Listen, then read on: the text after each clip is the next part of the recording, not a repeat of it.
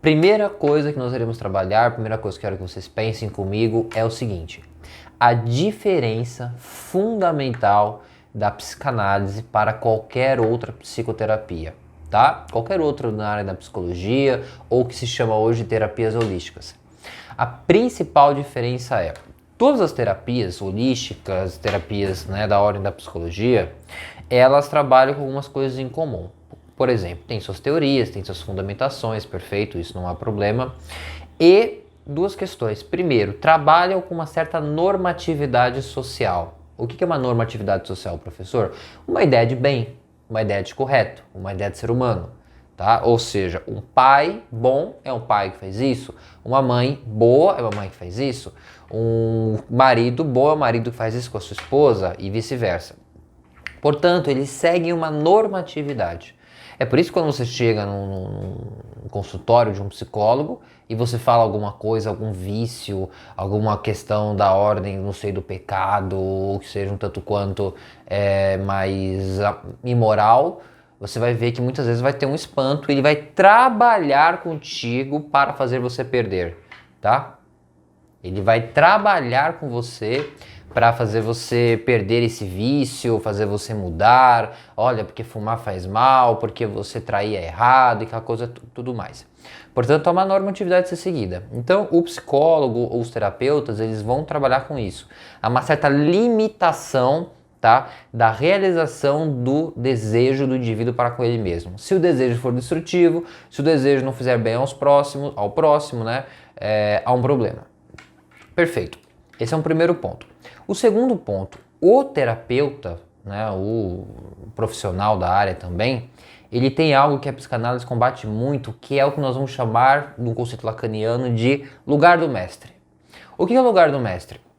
O lugar do mestre é você vem fazer análise comigo, no caso, se eu fosse um psicólogo, você vem fazer uma terapia comigo, você vai falar dos seus problemas, das suas angústias, das suas dores, e eu saberei o que te falar, ou a direção para sua vida, o que você tem que fazer ou deixar de fazer. E essa é uma das grandes, é a principal diferença metodologicamente falando, clínica, entre o psicanalista e o psicólogo, ou o terapeuta, de uma forma geral. Então, a terapia, como nós costumamos chamar, né, no senso comum, trabalha com essas duas frentes. Trabalha com uma ideia de normatividade, você tem o certo, então se você está fora do eixo, te recompõe nesse eixo, à luz de qualquer teoria que você preferir, e essa ideia de que eu sei do que você sofre. Portanto, diga-me, né, o que você sofre, me escute. Um dia eu vi um rapaz em alguma rede social, que eu não me lembro o nome dele, e que ele falou assim, olha, você passou a vida inteira falando, agora no meu consultório você vai aprender a ouvir. Pegue uma canetinha, um lapisinho e anote o que eu tenho para te dizer, porque eu, que me formei no caralho, não sei da onde, que tenho um documentozinho que me acha o máximo, sei do que é a vida e eu vou te explicar agora o que você tem que fazer porque você não sabe viver. É como se você estivesse vivendo errado. Mas Henrique, essa fala que você está falando, todos os psicólogos ou terapeutas são assim? Evidentemente que não. E desses que eu falo, há todo um trabalho bem feito, as pessoas se sentem muito bem. Só coloco dessa forma, até de uma forma um tanto quanto mais radical, para explicitar a diferença fundante, a diferença abissal entre uma psicoterapia e uma psicoanalítica, né, ou uma psicoanálise. Perfeito. Então, professor, o senhor trouxe que o psicólogo vai trabalhar com essas duas áreas, né? Normatividade e mestre. Né? Um exemplo, analisando o meu, chega para mim, que veio de uma psicóloga, né? E ele falou assim, mas Henrique, eu vi na minha psicóloga, mal falava. Eu digo, como assim? Não, eu mal falava, porque eu falava, ela me interrompia, ela dizia o que eu tinha para fazer, aquilo lá. Ou seja, né, há uma certa distância. Perfeito. Então, o que faz um psicanalista e qual é a principal diferença das terapias para o que nós chamamos de análise? Primeiro de tudo, a psicanálise não trabalha com uma normatividade existencial. Em termos mais simples, a psicanálise não tem um manual para a vida. Tá? Você não vai chegar num consultório, você não vai chegar para mim, para qualquer analista, e eu vou dar um direcionamento, eu vou falar, olha, você tem que viver desse jeito, se separe, fique junto, fique com homem, fique com mulher, bata na sua mãe, não bata. Não há isso, tá? E professor, por que exatamente? De uma forma muito simples eu explico.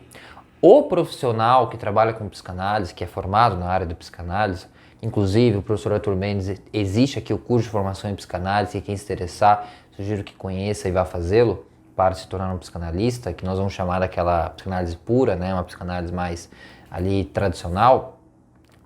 O analista, ele possui uma ética, um compromisso, não com o ditado do que a pessoa tem que fazer ou deixar de fazer na vida, mas sim com o desejo que é enunciado da boca de um analisando. Esse é o compromisso do analista. O analista se compromete a escutar aquilo que o seu analisando fala e aquilo que ele nem percebe o que ele fala. E nem necessariamente o porquê ele falou aquilo que ele falou. Portanto, quando vocês que gostam, já são profissionais da área ou estudiosos, veem nas literaturas que chamam, né, o analista de orelha, o analista ele é uma orelha, ele é uma função. É quase como se dentro do set você estivesse, como vai dizer o próprio professor Arthur, né, fora da República.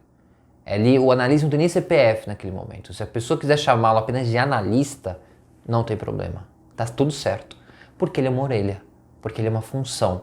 Ele vai reproduzir uma ideia funcional. Qual é a ideia funcional? Escutar o inconsciente do meu analisando. Tá? Através dos seus sonhos, dos seus atos falhos, dos seus sintomas e nas suas xistes, através de um discurso, né? Emaranhado ali, ligado com um discurso falado, evidentemente. Perfeito, então essa primeira grande diferença, você anote aí, um psicoanalista, ele não tem uma normatividade existencial, ele não tem um guia, ele não tem um rumo, tá? E concomitante, né, já que as coisas se interligam, o analista, ele também, né, ele luta, ele se esforça, pelo menos deveria, segundo a tradição psicanalítica, para evitar o lugar de mestre. Ou seja, a pessoa chega na sessão, chega no consultório, muitas vezes já vem de terapias da vida e tudo tal, e bom, o analista ele é o mestre, né? Olha os livros, né? Olha os títulos ou do sei o que você é ou deixa de ser ou acha que é. Então eu vou te falar, olha, eu não durmo há 3 dias. Aí fala isso pro analista. O analista, na sua concepção, ele vai chegar e vai fazer assim, ó. Não dorme 3 dias. Aí a pessoa fica e gira e fala assim, tá bom, mas é agora, por que eu não durmo? Se o analista tiver muita hombridade, coragem e humildade, ele chegará personalizando e dirá assim, não tenho a menor ideia. Menor ideia. Ou seja, esse conceito que eu estou trabalhando com vocês, chamamos na psicanálise de douta ignorância, que foi algo que o Lacan trabalhou muito também. Tá? O que é a douta ignorância? Não é um faz de conta, não é uma humildade disfarçada de vaidade, não é nada disso. É o analista se recolher numa posição de ignorância. Do que sentido, professor? De saber que é impossível eu saber, de fato, o que passa em você.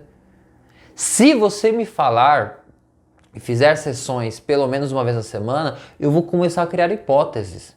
Agora, saber o que passa, por que você se apaixonou por essa pessoa e não pela outra, por que você tem medo dessa coisa e não da outra, por que você é assim e não é do outro jeito, é impossível.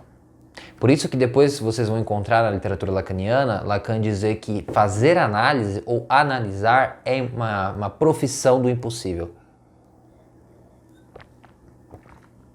Tal como ensinar também.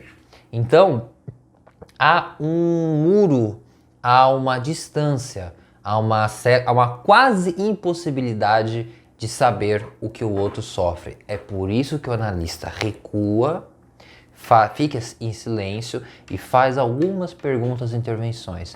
Por quê, professor? Porque a análise, e até o final da aula vai ficar mais clara ainda, ela é uma grande elaboração da teoria do seu próprio sofrimento.